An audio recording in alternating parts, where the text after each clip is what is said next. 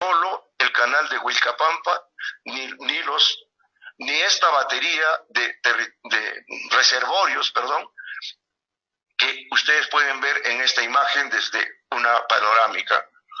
Todas están interconectadas porque alimentan la filtración, así como las acequias a los campos bajo riego, ¿no? Y esta es otro mapa parlante donde se puede ver una organización social de la ocupación del uso del suelo de predios privados y predios comunales, que está debajo de la infraestructura que se ha mostrado anteriormente, tanto gris como verde que se ha utilizado. Entonces, hay una dimensión física de las amunas que es la que como se ha divulgado y que solamente se retiene en esta infraestructura que es la sequía amunadora y la bocatoma. Sin embargo, esta tecnología ancestral está sostenida sobre la base de la organización y la ritualidad con la que se genera el respeto, la jerarquía y la división de roles que se tiene entre los actores de todas estas 7 amunas que corresponden a Tupicocha. Entonces aquí hay un sincretismo religioso y hay una relación de roles definidos con cada uno de los actores entre la comunidad, el comité de las amunas, la comisión de regantes, la municipalidad, los ayllus y las parcialidades que está organizado todo esto.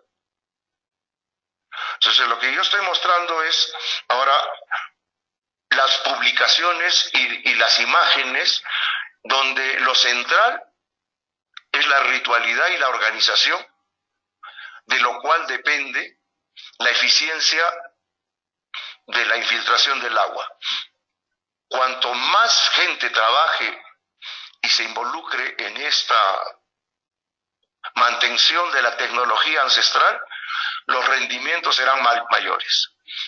Entonces no es solamente una conducción de agua física hacia cierto punto de infiltración, sino está preñada de un conjunto de dimensiones rituales, organizacionales, de responsabilidades jerarquizadas y de los roles que aquí estos personajes, como los que aparecen en esta foto, cumplen para mantener la cohesión social alrededor de la preservación y mantenimiento de esta costumbre en torno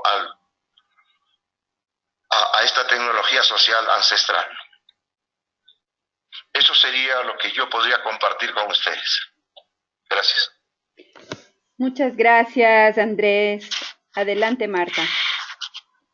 Gracias, Andrés, y agradecemos mucho a las casi 125 personas que tenemos conectadas y agradecemos esas imágenes tan conmovedoras que presentó Andrés.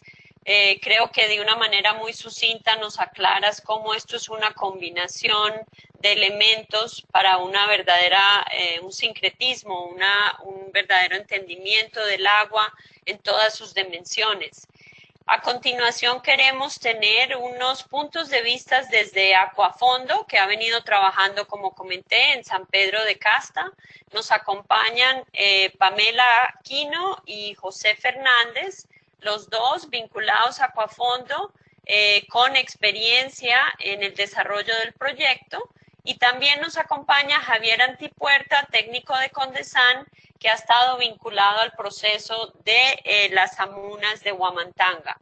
Con esto queríamos abrir un poco un panel inspirados en lo expuesto por Andrés y que ustedes nos comenten un poquito los hitos, así con base en el contexto que nos da Andrés del caso de Huamantanga y San Pedro de Casta, y cómo ven, digamos, es lo que se ha logrado, digamos, esos hitos que han tenido. Si quieres comenzar, Pamela. Hola, gracias Gina. Muy buenas noches con todos. A ver, indicaba sobre los 3 hitos importantes, ¿no?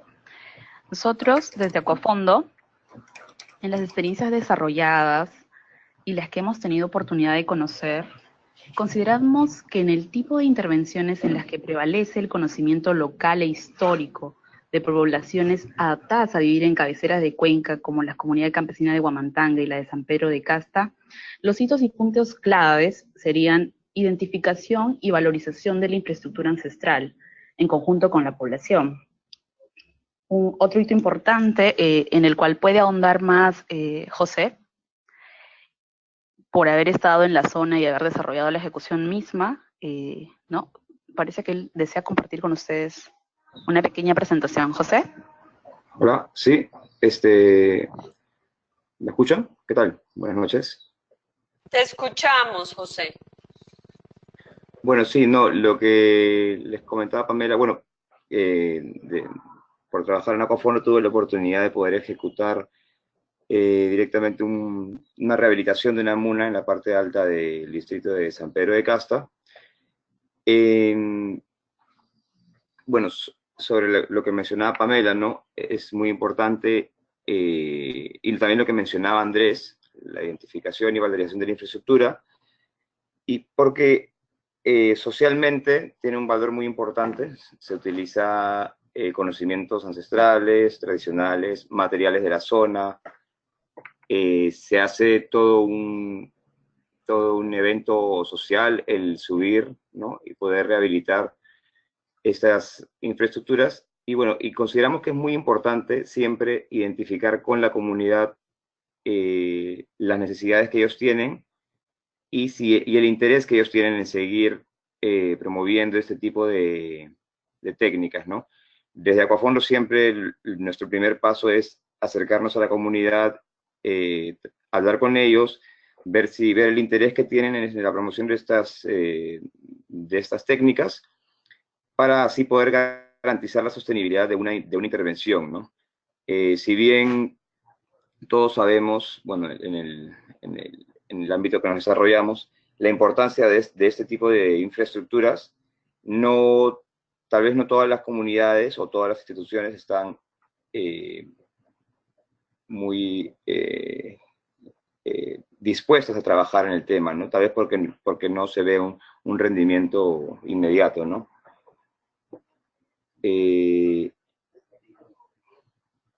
Perdón, ¿me están? ¿Sí? Bueno, Continúa. les comento un poco el caso de la muna que recuperamos el año pasado, ¿no? Es una muna que tiene 1.2 kilómetros. Perdón. ¿Me están dando el pase? No, continúa, José, estamos escuchando. Ya. Me escribí un texto. Listo. Ya, no, les comentaba, la muna que hemos recuperado el año pasado en San Pedro de Casta, ya, tiene una longitud de 1.2 kilómetros, se trabajó en una duración aproximada de 2 meses, participó básicamente la población adulta de San Pedro de Casta, y bueno, y ya este año se han podido ver los beneficios de la infiltración, ¿no? Luego, ¿aló? Te escuchamos, continúa. Quisiera No sé si compartir es unas que fotografías del trabajo que se realizó el año pasado, por favor. No sé si... ya te compartimos la pantalla, entonces.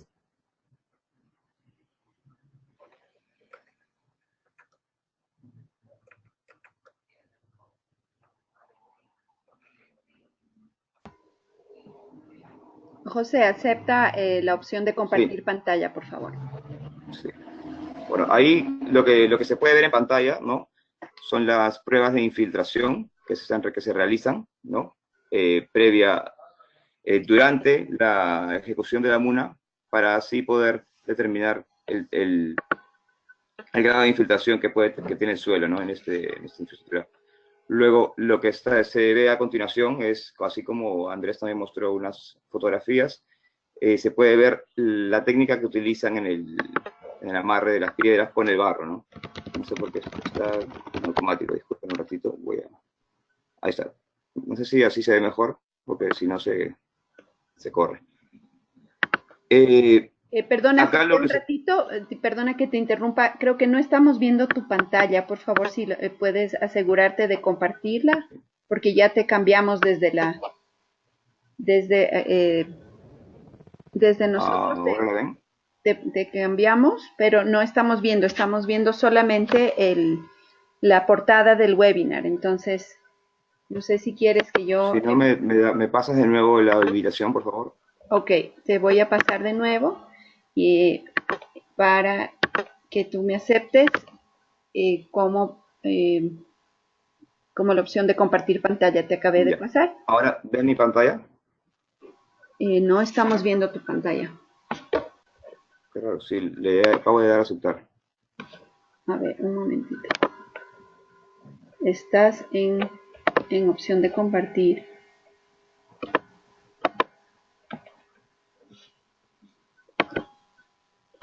No estamos viendo. No sé si permíteme, sigamos conversando un poquito y voy a intentar hacer otra cosa desde aquí, desde la plataforma. Ya. Adelante, José.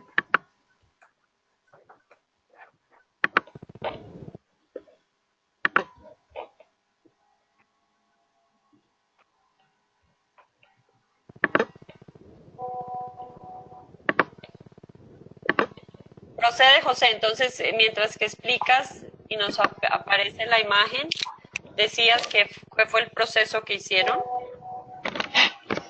¿Ahora pueden ver mi pantalla?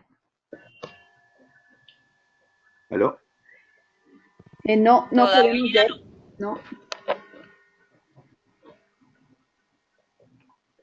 No sé qué, bueno, la verdad es que no sé exactamente cuál es el error que estamos cometiendo. Ahí se ve la pantalla. Ahí, José. Adelante. Ya estamos viendo a José para que vayas explicando. ¿Me escuchan? Sí, te escuchamos.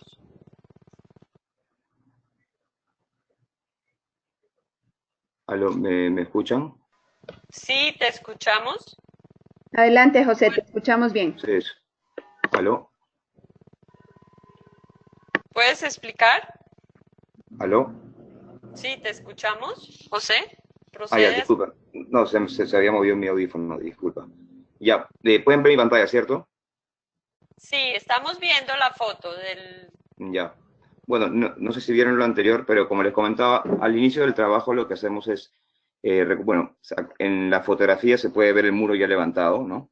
Lo que se está haciendo son pruebas de infiltración, ¿no? Para poder estimar la infiltración del suelo del canal.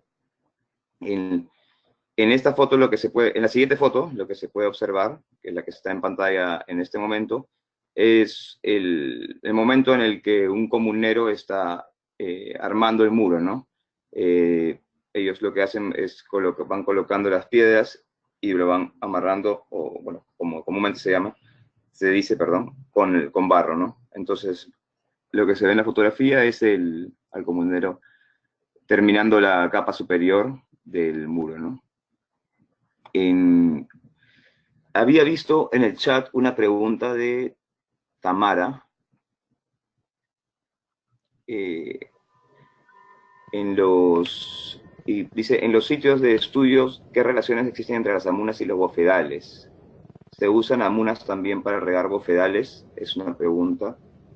Y bueno, al menos de mi experiencia, no he tenido la oportunidad de ver amunas que se utilicen para regar bofedales, pero justamente en estas fotografías, lo que nosotros propusimos fue un vivero, que bueno, acá se ve, es una fotografía un poco lejana, que incluía especies nativas de la zona para colocarlas en la parte de la ladera del cerro que estaba debajo de la muna, cosa que podríamos revegetar a la vez que se humedece el suelo, se puede revegetar con cobertura vegetal, ¿no? No, en San Pedro de Casta al menos, con la comunidad no hemos podido observar amunas que rieguen bofedales, ¿no?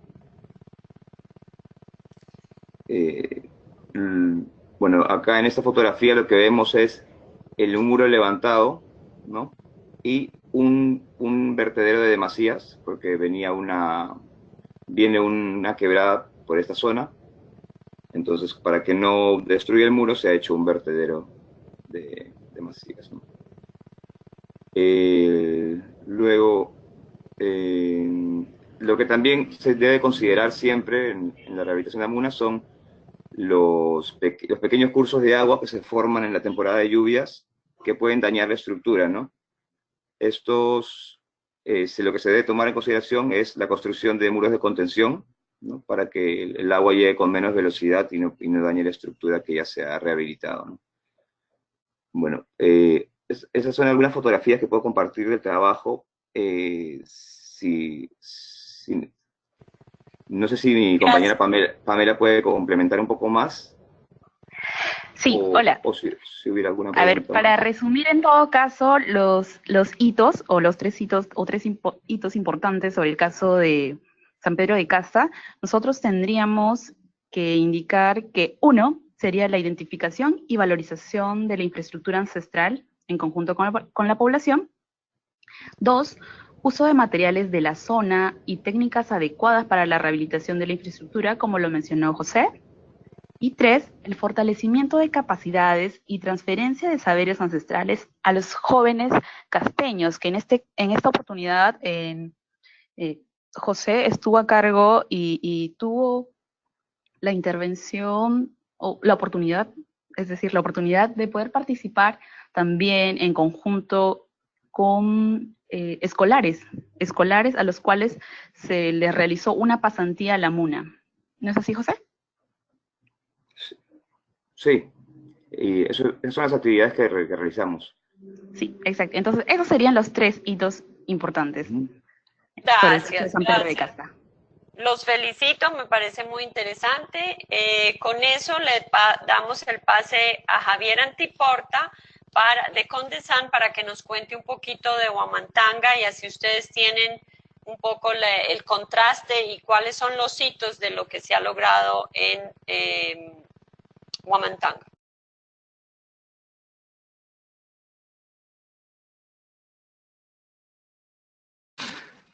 Hola, buenas noches, ¿qué tal? Sí, bueno, entonces, para comentar un poco más, voy a comentar acerca de la experiencia que tenemos en Huamantanga. Para ubicarnos un poco, Huamantanga se encuentra en la parte alta de la cuenca del río Chino, que es una de las 3 cuencas que abastecen de agua a la ciudad de Lima. Nuestra experiencia desde Condesam ya viene de una larga data, un largo tiempo. Venimos monitoreando lo que son el comportamiento hidrológico de las cuencas y también del mamanteo, o en este caso también se conoce como amuna. Eso es lo interesante también de que los canales amuneros o los canales de mamanteo se desarrollaron en la parte alta, como bien dice el término, son infraestructura natural ancestral de manejo del agua. Creo que los hitos importantes es que nosotros hemos reconocido o hemos identificado la relación que tienen estos canales de mamanteo en la parte alta, en la zona de recarga y la zona de descarga. ¿Qué quiere decir esto? Que la técnica del mamanteo consiste en desviar agua de las quebradas en la época de lluvia y llevarlas a zonas de alta infiltración, zonas que han sido reconocidas por nuestros ancestros hace mucho tiempo. El agua se infiltra y se recupera en los manantiales metros mucho más abajo. En el 2015, con Desan, hicimos el monitoreo de esta infiltración por medio de trazadores colorantes. Y lo que pudimos reconocer es que sí, existe relación, efectivamente hay relación. Lo importante de esto es que siempre se trabajó con la comunidad. Es como ya mencionaron los compañeros de Aquafondo, es muy importante siempre realizar esto con la comunidad.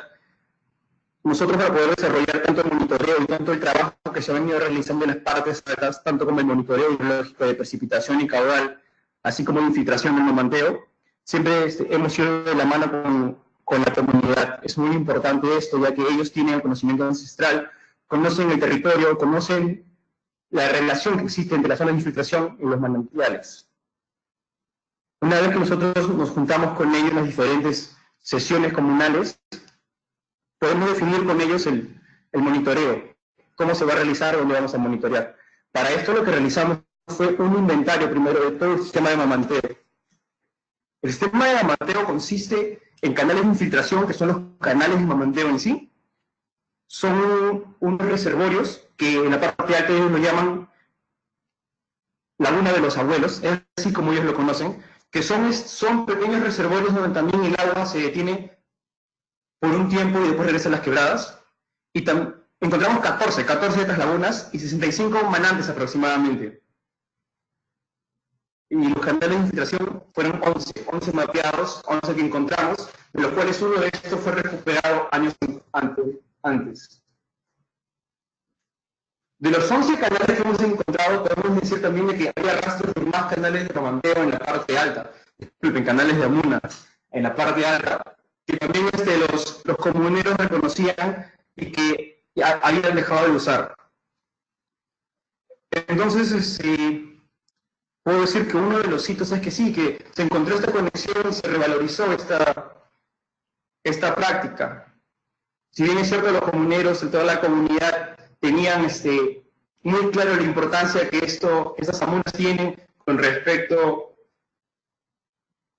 al lago que ellos pueden obtener en la época de estiaje, había algunos manteos o algunos canales que ellos habían dejado de utilizar. Una vez que se comienza a trabajar con ellos y se comienza también a realizar esa investigación, ellos comienzan a revalorizar un poco más esta práctica. Y esta práctica también ha sido un poco, no solo revalorizada por ellos, sino también por muchas instituciones, ya que ahora, con esto de los mecanismos de retribución por servicios ecosistémicos, se está buscando proyectos que revaloricen, que nos puedan ayudar a mejorar, a conservar, a recuperar las intervenciones en la infraestructura natural. Otro hito que puedo también mencionar es que hemos visto con estos trazadores cómo actúa el agua o cómo es que el agua regresa en los manantiales.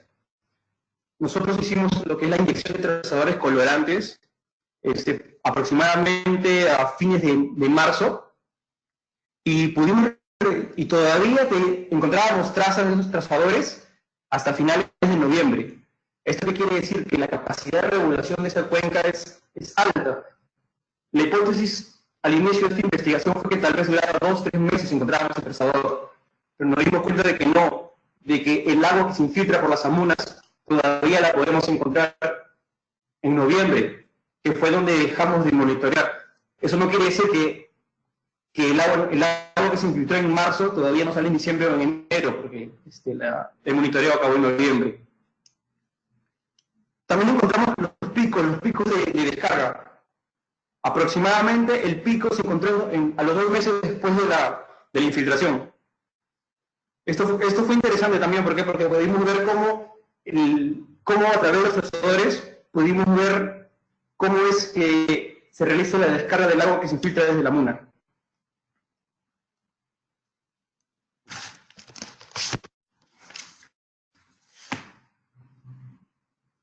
También lo que hemos trabajado con la comunidad es también hacer esto del monitoreo en las partes altas. Nosotros como Condestado somos parte de la red IMEA, que es la iniciativa de monitoreo hidrológico de ecosistemas andinos, donde nosotros hemos estado monitoreando la precipitación y el caudal de las cuencas que abastecen de agua a la comunidad de Huamantanga. Entonces, hemos podido relacionar la cantidad de agua que entra o que descarga, que entra por las precipitaciones a las microcuencas, y cuál es el potencial o cuál es el volumen potencial que puede entrar a los canales de mamanteo a través de estas cuencas, y cuál podría ser la cantidad efectiva que se está infiltrando a través de los canales. Entonces, acá tengo unos datos. Por ejemplo, en las cuencas altas son dos microcuencas que se conocen como la microcuenca de Anduy y la microcuenca de Chihuahua. Anduy y Chihuahua son dos microcuencas, donde la lluvia aproximada es de 382 a 663 milímetros, y el caudal en la microcuenca de Anduy es de 81 a 184 milímetros. Entonces lo que encontramos fue que el potencial que el Mamanteo podía recibir a través de la captación, a través de esta captación que se mejoró en años anteriores, es de 75 a 170 milímetros. Va a depender de cómo es que varía el caudal. La infiltración efectiva que se estaría infiltrando en el Mamanteo es de 29 a 96 milímetros. Y bueno, entonces vamos a dar también una idea de estos milímetros. Cuando digo milímetros me refiero a que 1 milímetro sería 1000 metros cúbicos por kilómetro cuadrado, que es lo que se podría llamar el volumen, el caudal específico. Entonces, para Lima, en un estudio que se realizó, más o menos hay un déficit de 43 millones de metros cúbicos. Si hacemos una relación de lo que hemos encontrado y con el déficit de Lima, que es de 43 millones de metros cúbicos, se requerirían entre 250 y 570 kilómetros cuadrados de cuencas altoandinas con este tipo de intervenciones para poder responder a este déficit. Creo que eso es lo que podría compartir desde la parte de la experiencia de Condesan. No sé si tendrían alguna pregunta. He visto algunas preguntas en la sesión. Sí, Javier, tenemos ahí una serie de preguntas. Yo intentaré agruparlas. Algunas personas que están participando esta noche en este webinar se preguntan si existen acuerdos comunales para que los comuneros no lleven animales, ¿no?, a las alturas. Y también preguntan sobre los canales de infiltración, o sea, cómo identificar los lugares o zonas de infiltración en una cuenca para elaborar un proyecto de inversión, que bueno, eso ahí eso es un tema un poco más grande. Y de ahí tenemos también preguntas para Andrés, entonces te pediría, y para los compañeros de Acuafondo, entonces te pediría que tú nos comentes un poco sobre el tema de acuerdos comunales para manejo de ganado, y después pasamos con Andrés. Adelante, Javier.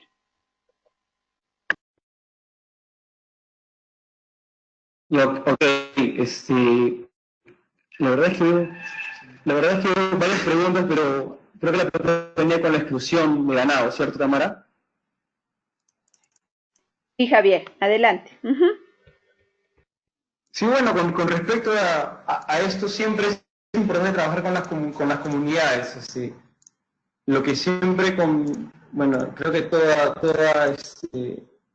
práctica que realizamos nunca tiene que traducirse en algo negativo para la comunidad. Lo que siempre tratamos de hacer es llegar a estrategias, llegar a acuerdos con las comunidades para que sí, ciertamente estas zonas de importancia hidrológica para la comunidad y para todos en la cuenca se conserven, tal vez tener esas estrategias de exclusión, tal vez de protección, en diferentes maneras, con mallas, con hitos, pero siempre teniendo en cuenta que siempre teniendo en cuenta que los comuneros deben también recibir, ¿cómo lo podría traducir?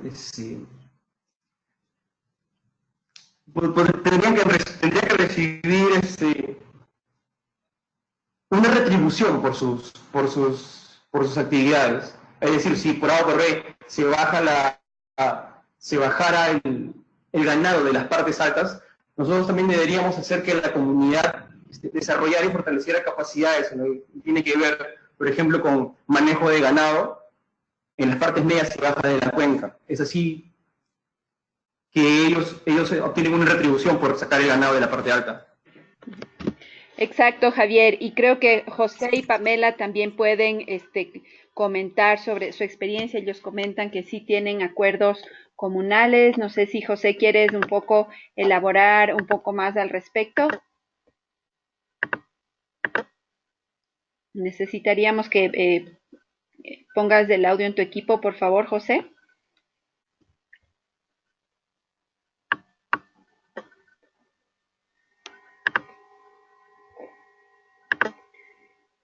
Adelante, José, te escuchamos. Sí, bueno, sí, con respecto a lo que son acuerdos comunales, nosotros cada vez que hacemos una intervención en una comunidad, desde el inicio, ¿no? Desde la identificación de las ideas de proyecto o la idea de intervención que tiene el Acuafondo en la comunidad, se hacen acuerdos comunales, ¿no? Acuerdos y compromisos. En ese sentido, al terminar o en el transcurso de la ejecución de una rehabilitación de una muna, por ejemplo, se toman los acuerdos y compromisos que permitan la sostenibilidad del proyecto, ¿no? Por ejemplo, en el caso puntual de San Pedro de Casta, nosotros participamos activamente de las asambleas comunales, ¿no? Todos los primeros domingos de cada mes. Entonces, nosotros subimos a la comunidad y en la asamblea ponemos en agenda el hecho de que se deben destinar faenas comunales para dar el mantenimiento a la estructura, que no debe ingresar ganado, que se debe hacer el monitoreo, digamos, del ingreso de agua a la muna a través de un sistema de regulación de ingreso de agua, y también en el caso de la muna de Cairachín, o Huitama, como también se le llama, el monitoreo de las plantas del vivero, ¿no? Que iban a ser replantadas en la ladera. Entonces, todos esos acuerdos y compromisos quedan en agenda en el acta de asamblea comunal, ¿no? Es así como nosotros nos aseguramos que se le pueda dar sostenibilidad al proyecto y que quede dentro de sus procesos internos, ¿no? La responsabilidad del mismo.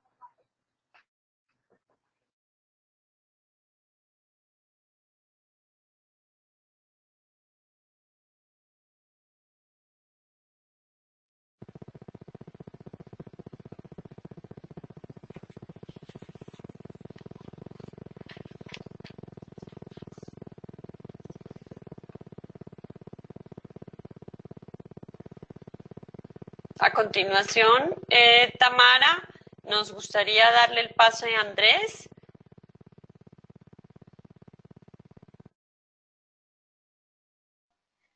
Claro, ahorita le estoy conectando a Andrés y vamos entonces a dar lectura para... Buenas noches, Andrés. Aquí estamos entonces nuevamente y tenemos un par de preguntas para usted. La una nos dice, ¿qué importancia tienen las amunas para la seguridad hídrica o alimentaria? ¿Deberían existir más amunas? Adelante, Andrés. Claro, yo quería también intervenir en los comentarios que han hecho mis compañeros Javier y José, ¿no? Adelante.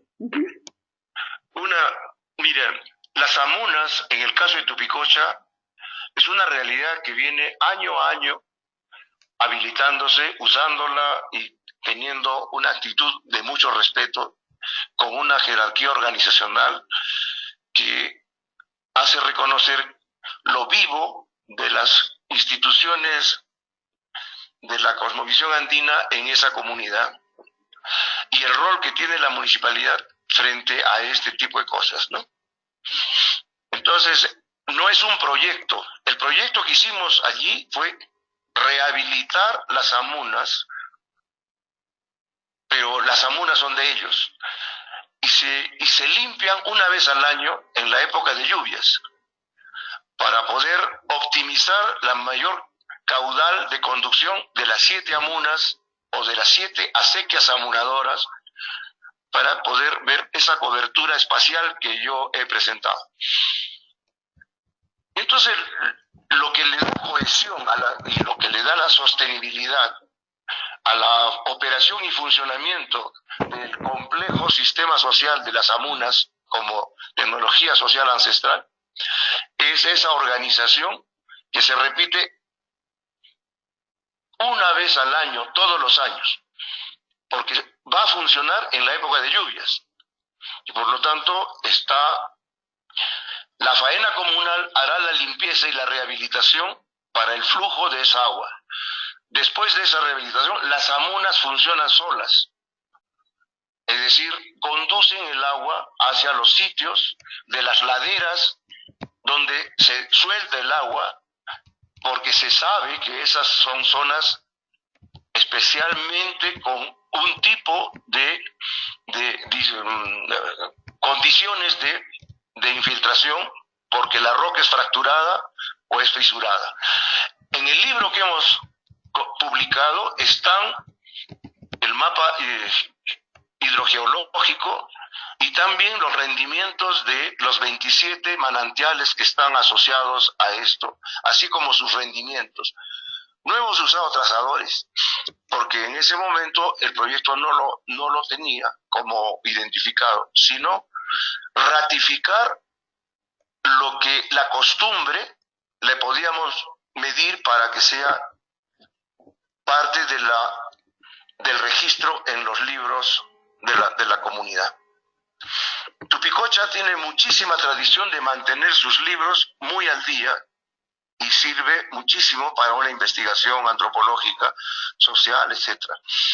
Y entonces lo que se ha hecho es que el proyecto activa el interés en lo que la comunidad sin sus propios medios puede hacer totalmente. Y entonces eso ha permitido que, ahora, un asunto más así como han hablado de la pasantía con escolares, lo que hemos hecho sin ningún proyecto, sino por acuerdo con la comunidad, es durante 5 años llevar a, digamos, personalidades de instituciones, universidades y investigadores a participar de una ceremonia de las amunas, ¿no? Y esa participación de estos visitantes, digamos, logró que la comunidad pudiera mostrar su hospitalidad y su orgullo por compartir toda esa fiesta de las amunas, ¿no? Y entonces, en ese sentido, las amunas cobraron vigencia y ahora ellos ya tienen su comité propio y ellos promueven las pasantías y las visitas para las fechas de la fiesta, que es una vez al año y dura un día. Entonces, no es como lo que nos han comentado los anteriores que hay que hacer. Respecto a los rendimientos que las amunas de Tupicocha hacen, obviamente que el afloramiento que se produce en los manantiales, a los cuales está interconectado, no es todo el agua que se ha infiltrado, sino es por donde las venas de la hidrogeología funcionan allí, ¿no? Y hay más abajo, ya fuera de nuestro registro, la activación de quebradas que están mucho más abajo y obviamente va a ser para la recarga de toda la cuenca, ¿no? Ahora, la pregunta sobre, en el caso de Tupicocha, que solo depende de las lluvias, ellos han tenido que identificar nuevas medidas para poder ampliar la cobertura, que solo las amunas no pueden hacerlo. O sea, para zonas de secano que ahora están bajo riego, y eso es lo que he explicado, una mirada total del espacio y una organización que se va adecuando a partir de eso, y las amunas han vuelto a ubicarse, a revitalizarse a partir de eso. Entonces, lo secano y las amunas es lo más antiguo, y después ha venido el canal de Huilcapampa, los reservorios y los microreservorios. Con respecto a ese asunto del manejo del ganado, yo mostré una organización del uso del espacio que mostraba dónde están las amunas, pero también la definición de cuáles son las zonas de pasturas para los animales. Tupicocha produce mucha carne de vacuno y por lo tanto es una actividad muy intensa de ellos. Ahora, como les dije, una vez que se hace la faena de mantenimiento, de limpieza y de funcionamiento, se deja y los animales podrán nuevamente andar y al siguiente año volverán a rehabilitarla con mucho esfuerzo, con mucho rito y fiesta y cantos, etcétera, y volverán a hacerla funcionar el tiempo que deben funcionar. Entonces, hay que ver que aquí la infraestructura tiene un peso, pero que es de la organización de la faena comunal y la decisión comunal que va a depender la eficiencia de este funcionamiento de recarga para los espacios a los cuales está relacionado. Pero la comunidad de Tupicocha y el distrito de Tupicocha es mucho más amplia que los sitios donde los manantiales están conectados con espacios donde hay riego o actividades económicas propias del piso altitudinal, ¿no? Bueno, en el libro que he mostrado en una de las láminas está mucho más explicado, ¿no? Pero ese era un poco mi comentario de los 3 hitos que hay. Uno, el sumar el proyecto a una costumbre, a una tradición y a unos saberes locales.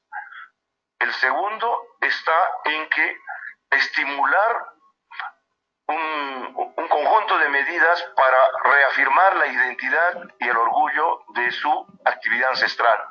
Entonces ahora Tupicocha es conocido por las amunas y no tanto por el canal de Huilcapampa. Pero eso le ha permitido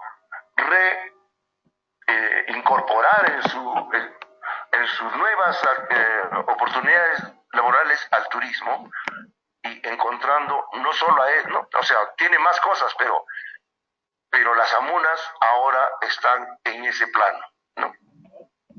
Y la tercera es que es el respeto de la municipalidad por el conjunto de prácticas que es la afirmación de la comunidad en su capacidad de gobernar sus decisiones y cómo la municipalidad contribuye a esa decisión comunal. Porque los reservorios han sido construidos por la municipalidad, pero una vez construidos son transferidos a la Junta de Regantes de la comunidad. Y entonces es eso lo que se refuerza, a los cuales las amunas se suman haciendo su parte, ¿no? Y entonces también hay la última, que no es una pregunta, pero es un hito, es que todo esto está organizado en función de la geografía, de la hidrogeografía que existe en el lugar. Por eso en sus dibujos, y he mostrado yo los dibujos y no la cartografía que tenemos, sino los mapas parlantes, identifican las vertientes para las cuales están relacionadas las amunas, están relacionados los reservorios, están relacionados los canales de riego y su distribución según las parcialidades que están ahí bajo nombre, ¿no? Ese es un poco el tema, ¿no?, de lo que nosotros podemos compartir, ¿no? Muchas gracias, Andrés. Es muy interesante este tema y la verdad es que tenemos muchas preguntas que vienen incluso desde otros países. Tenemos participantes de Chile, tenemos de Ecuador. Entonces, tenemos algunas personas que nos han pedido aclaraciones. Entonces, vamos a intentar resumir, pero una compañera de Chile nos pregunta si se han intentado implementar estas amunas o estas tecnologías en lugares en donde no fueron desarrolladas antiguamente, ¿no?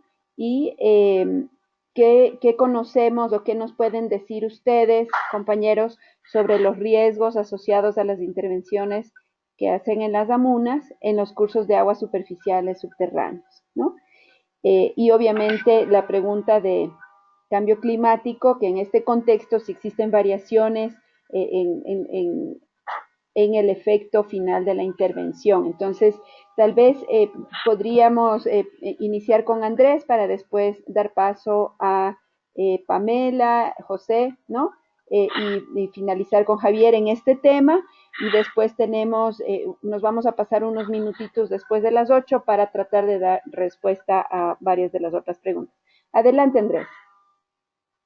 Ya, gracias. En el momento, en el 2004, cuando hicimos el proyecto con el Fondo de las Américas, simultáneamente se hizo la rehabilitación de las amunas en Tupicocha y la construcción y habilitación de las amunas en Paccho. Paccho es una comunidad de un distrito que está en la cuenca del río Huaura, famosos por su producción de duraznos de exportación. Entonces, en el caso de Tupicocha, lo que se hizo fue reafirmar sus prácticas y su entusiasmo por volver a verlas funcionando de una manera que por sus propios recursos, tanto en la municipalidad como en la comunidad, no lo podían hacer. Y en el caso de Paccho, se construyó las amunas con ellos, haciendo el funcionamiento, pero a la fecha ya no funcionan porque no es un tema de infraestructura, sino es un tema de decisión organizacional para poder ver estas medidas de lograr ver el funcionamiento en la recarga de sus manantiales con los que riegan sus parcelas de durazno aguas abajo. Entonces, hay que tener un poco más de postproyecto en actividades que permitan reafirmar esto que me parece que lo han logrado en Huamantanga, manteniendo las actividades más allá del término de la obra. Y sí, más bien buscando que se comprometan en mirar las evidencias de lo positivo de la instalación de ese componente de infraestructura en una tecnología social ancestral.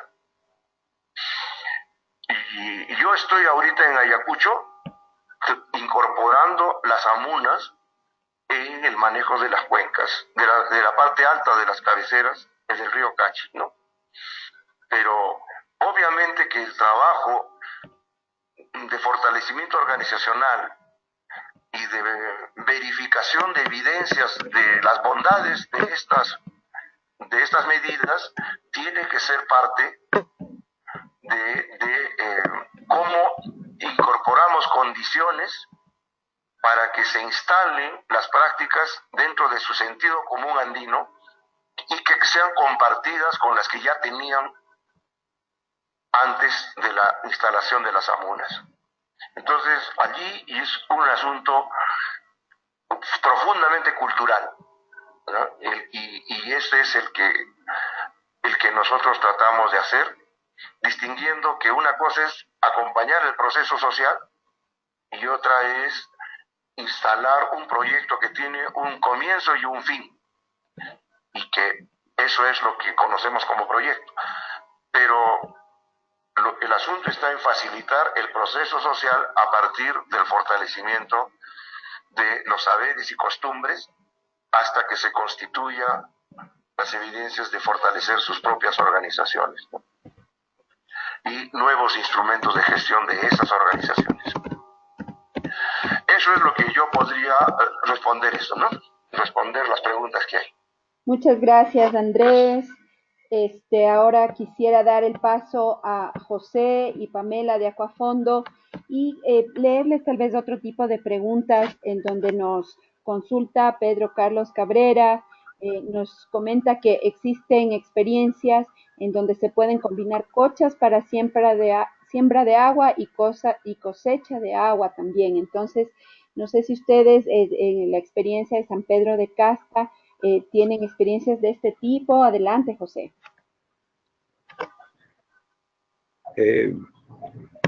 ¿Aló? Sí, justo con lo que mencionas, ¿no? En la comunidad de San Pedro de Casta,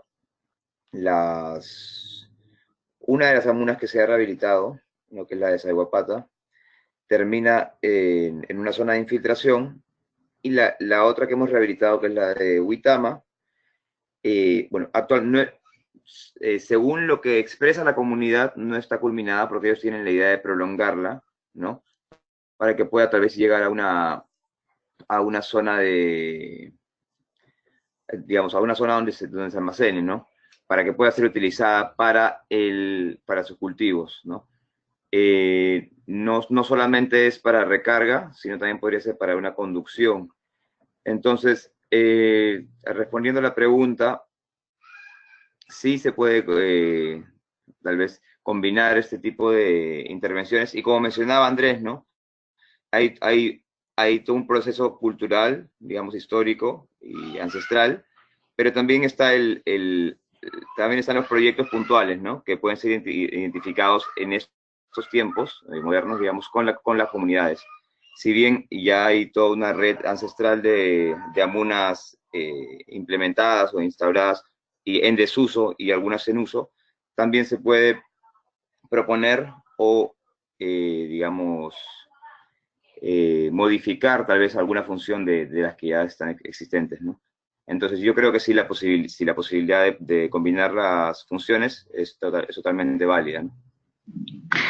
Hola, hola nuevamente, Adelante, José. Pamela. Listo.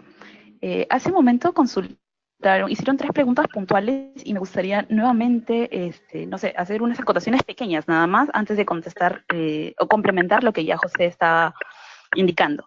A ver, a la pregunta de ¿se han intentado implementar tecnologías en lugares, ¿no?, que no se han desarrollado anteriormente?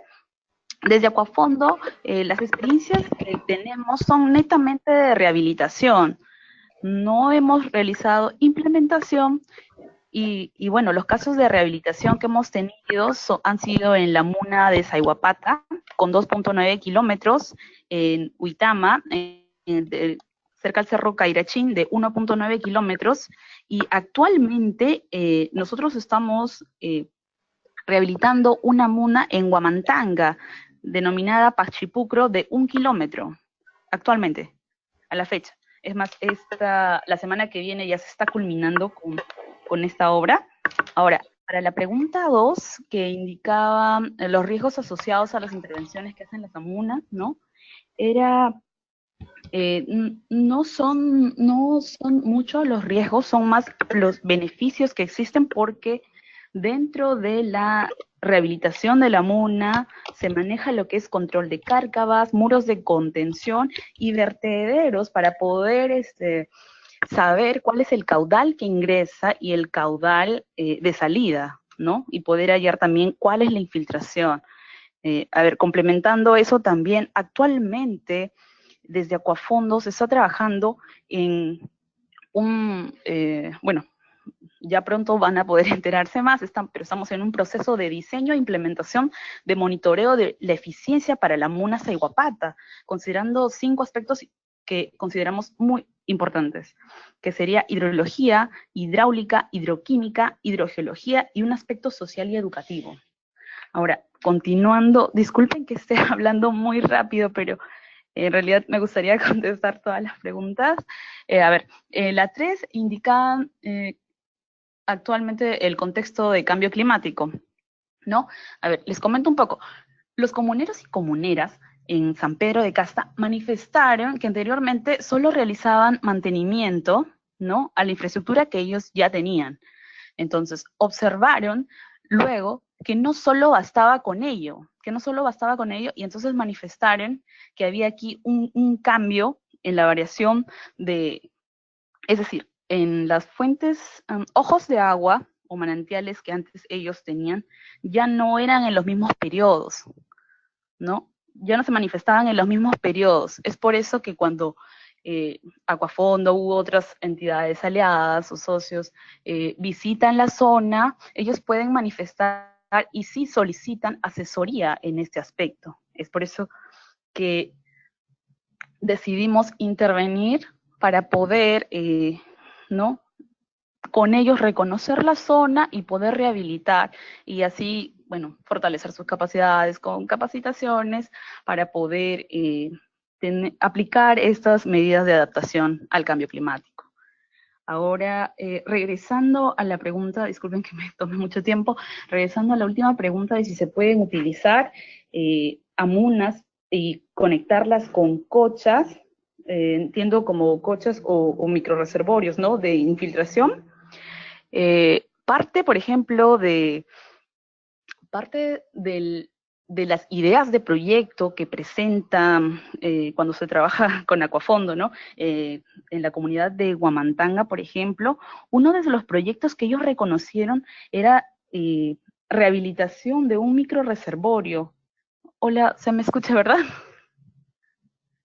Sí, te estamos escuchando, Pamela, y desafortunadamente creo que vamos a tener que cerrar por el tiempo de la gente, pero termina nomás.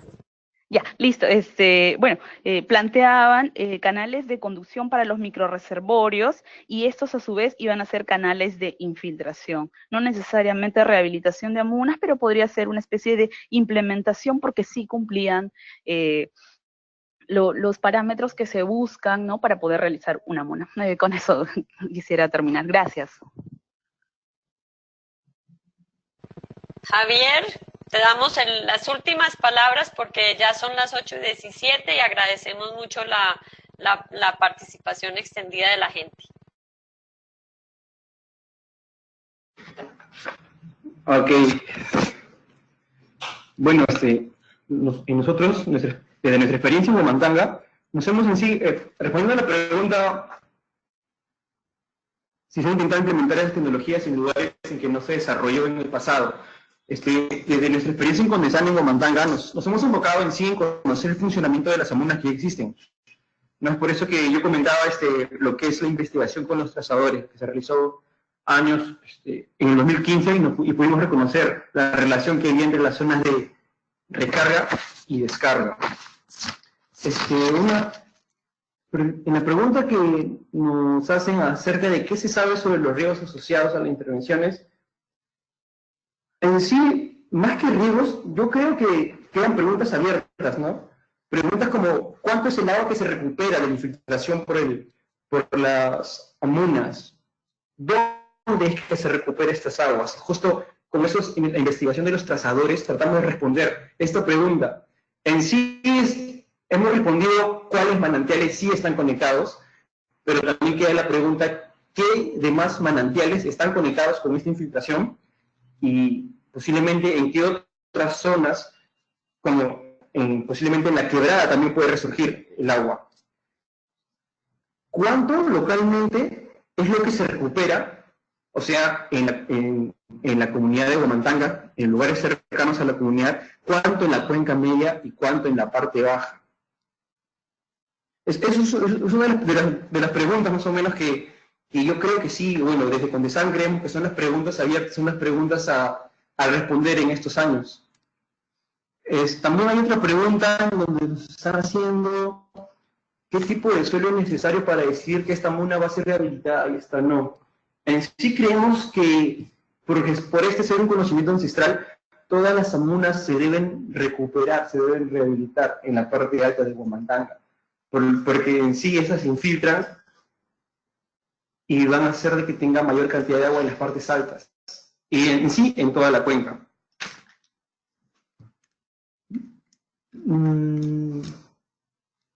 Creo que hay otra pregunta. También preguntaron qué son las amunas. Para terminar esto, las amunas en sí son los canales que desvían el agua desde la quebrada y los lleva hasta zonas de infiltración. No son los resurgimientos superficiales del acuífero. Lo que hacen es llevar el agua a zonas de infiltración, el agua infiltra y en época de estiaje se recuperan en los manantiales en metros más abajo.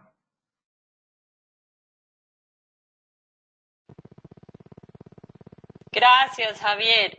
Bueno, con esto me voy a tomar la libertad de cerrar porque ya estamos 8:20 y hemos tenido siempre el compromiso de no extendernos mucho más que la hora. Queremos reiterar nuestro agradecimiento a todos los participantes, Andrés Alencastre desde la Asociación Aguacé, Pamela Aquino y José Fernández desde Acuafondo, y Javier Antiporta desde Condesan. Hay muchas preguntas, les vamos a circular y nos vamos a tomar la libertad de mandarle a los expositores también para terminar de contestar. También hemos pedido, hay solicitud de si podemos dar los correos electrónicos de los expositores para que les hagan consultas individuales.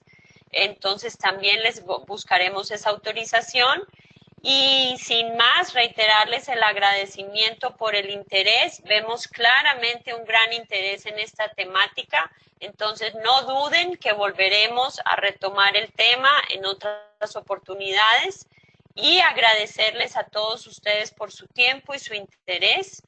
Les invitamos además al próximo webinar donde tendremos la presencia de Luis Acosta desde SUNAS, hablando sobre las lecciones que ya podemos un poco resumir de los mecanismos de retribución en el Perú.